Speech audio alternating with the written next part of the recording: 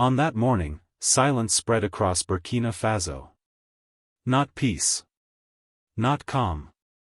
But a silence heavy with fear. For decades, shea butter was not just an export, it was life itself. They called it women's gold. 160,000 women across villages, from Kaya to Bobo-Dioulasso, spent their days cracking nuts, churning paste, pressing oil.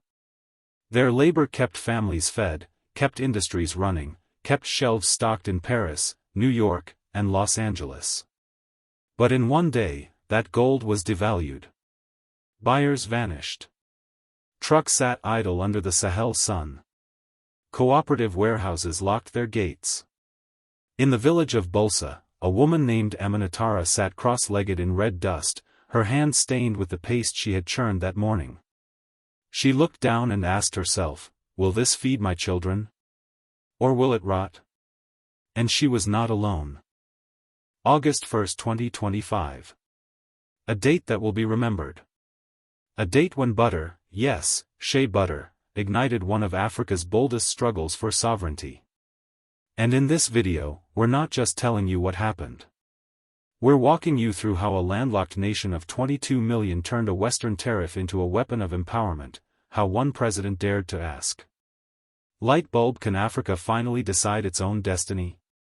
Stay until the end, because this is not just Burkina Faso's story, it's Africa's. And maybe, it's the world's.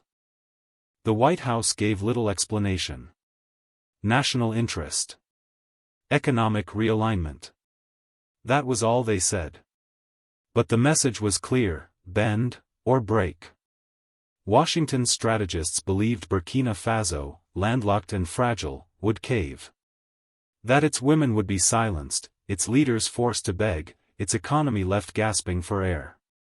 But they underestimated one man. They underestimated Ibrahim Traoré. When Traoré took the podium in Ouagadougou, he did not plead for mercy. He called it for what it was. Economic warfare. His voice thundered. They tax our labor. They tax our heritage. They tax the very hands that feed our women. But they will not break us by starving our people. Those words spread faster than any trade shipment ever had. From villages to ministries, from markets to highways, Burkinabe repeated it like a prayer. This was no longer just about butter. This was about dignity. The world thought Burkina Faso would collapse. But within 3 days, August 4, 2025, Traoré struck back. Beijing entered the game. 128 Chinese companies received import licenses. 5-year contracts. Zero quotas. Direct access. No empty promises of aid, only trade. This was not charity. This was strategy. Suddenly, shea butter was no longer just a cosmetic ingredient, it was a bargaining chip in the biggest game of global power. In the hills of Kénégu, women danced outside cooperatives. One of them, adjusting her headscarf, said with quiet pride, "It means we work tomorrow. And next week. And maybe next year." But the consequences weren't only in Africa. Collision in Illinois and Georgia, cosmetic labs scrambled. Their products no longer absorbed the same way. Collision in Denver, customers wrote angry reviews, "This isn't real shea. Something's wrong."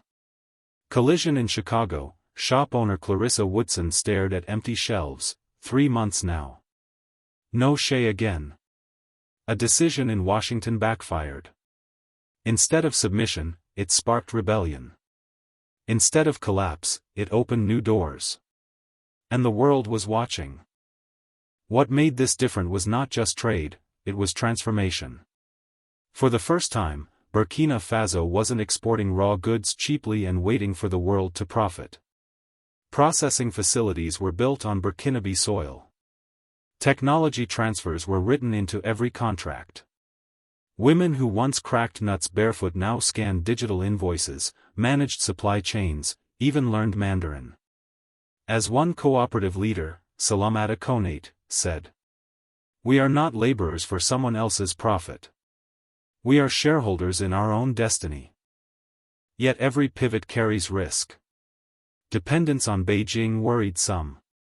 Would Burkina Faso escape one master, only to kneel before another? Traoré's answer was simple but firm.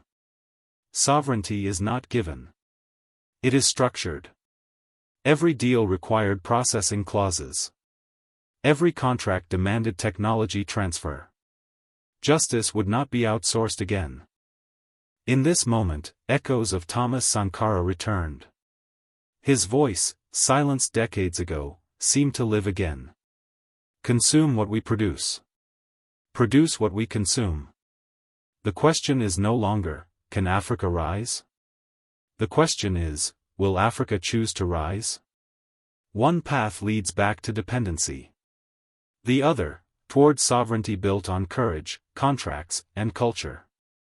This began as a tariff. But it became a turning point. A nation once dismissed as fragile had redrawn the map of global trade, with butter as its banner. So, what do you think? Is this Africa's long-awaited moment? Or just another chapter in a cycle of struggle? Tell us in the comments. Write, New Africa. Africa Rise. Because this story, this fight, is not only about shea butter. It is about sovereignty. It is about dignity. And it is about declaring that Africa's time is not tomorrow. It is today.